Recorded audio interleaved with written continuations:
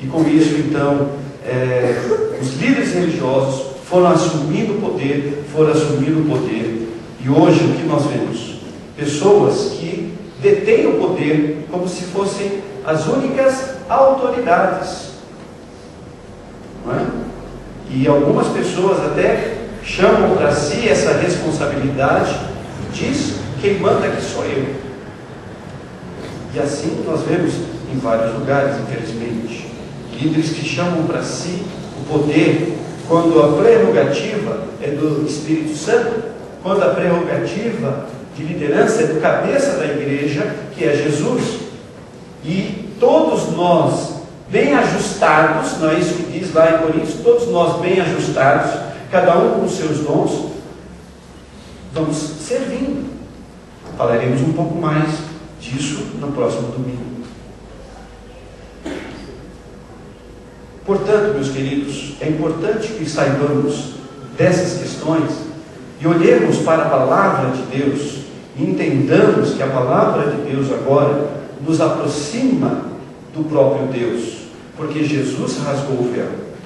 E não há mais a necessidade de nós entendermos que nós não temos capacidade. Somente aquele que tem a autoridade, ele tem a capacidade, eu não.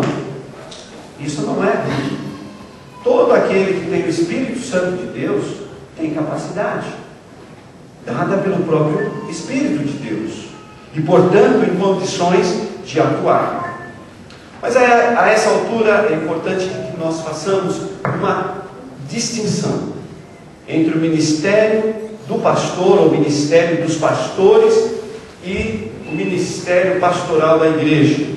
E aqui eu quero fazer uso das palavras do pastor Hélio René, quando ele traz no seu livro Quebrando Paradigmas. Eu vou pedir para que coloque aqui os dois quadros. Pode colocar o outro quadro também.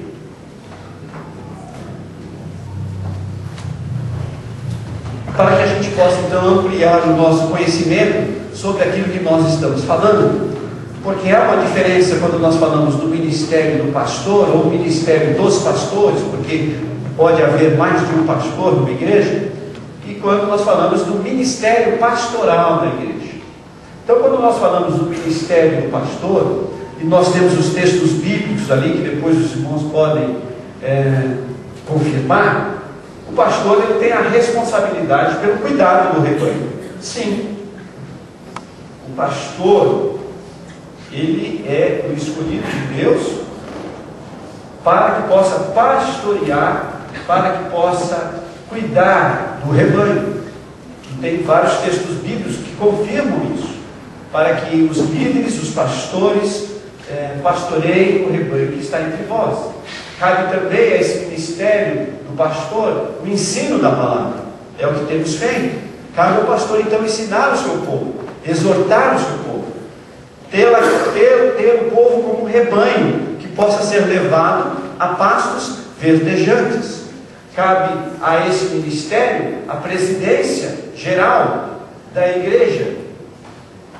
Mas também quando nós lemos Efésios no capítulo 4, nós percebemos que esse pastor é colocado na igreja para quê?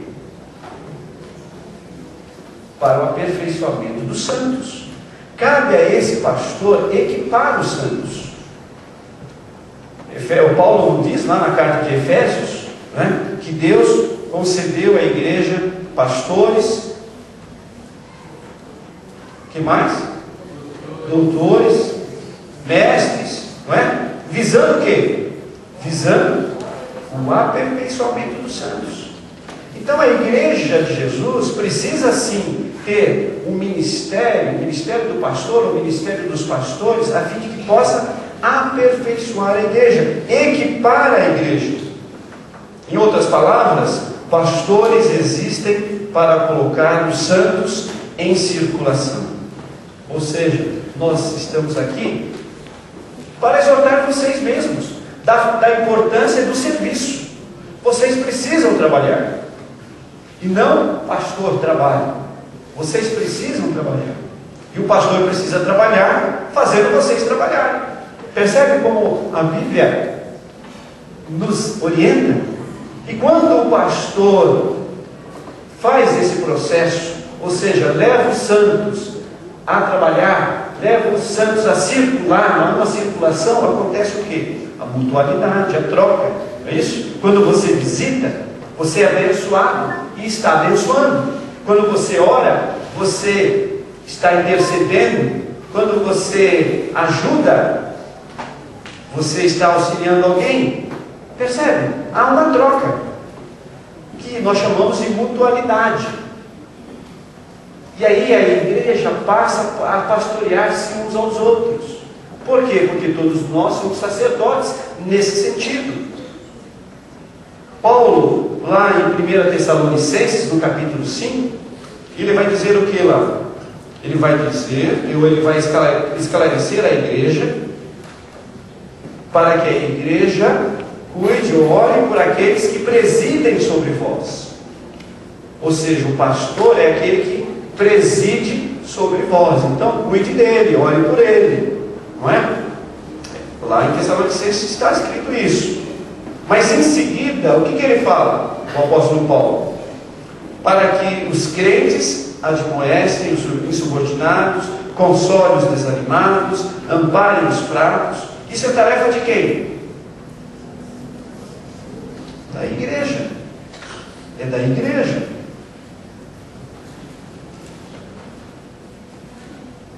Para alguns, isso é tarefa do pastor. É o pastor que tem que admoestar os insubordinados, é o pastor que tem que consolar os desanimados, é o pastor que tem que amparar os fracos.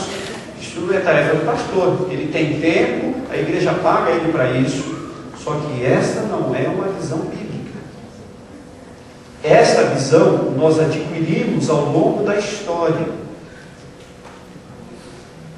Mas a Bíblia nos ensina que cada um de nós temos dons. E para que servem os dons? Para nós servirmos. Portanto, eu preciso servir, mas você também precisa servir. E esse entendimento é importante, a fim de que você possa servir. Nesse caso, então, todos nós devemos servir uns aos outros, porque somos sacerdotes uns dos outros. Finalizando, a responsabilidade de fazer a ponte entre Deus e os homens repousa sobre todos nós. Vamos ler todos juntos o que está sendo dito aí? A responsabilidade de fazer a ponte entre Deus e os homens repousa sobre todos os cristãos, porque você é um sacerdote de Deus nos dias de hoje. Falaremos um pouco mais sobre isso na semana que vem. Mas eu quero finalizar dizendo para você o seguinte: você não precisa ter credenciais teológicas para fazer uma visita. Você não precisa ter uma faculdade teológica para liderar um pequeno grupo, por exemplo. Você não precisa ter toda essa bagagem teológica para servir a ceia do Senhor, para ensinar, para fazer visitas, ou mesmo para abrir um ministério. Você só precisa de um requisito. Você só precisa de um requisito: ser homem de Deus e ser mulher de Deus. Se você preencher esse requisito, você está apto a servir. E o meu desafio, então, é que a partir desse entendimento, você possa estar servindo no reino, se é que você ainda não está servindo. Que Deus abençoe a cada um de nós. Amém.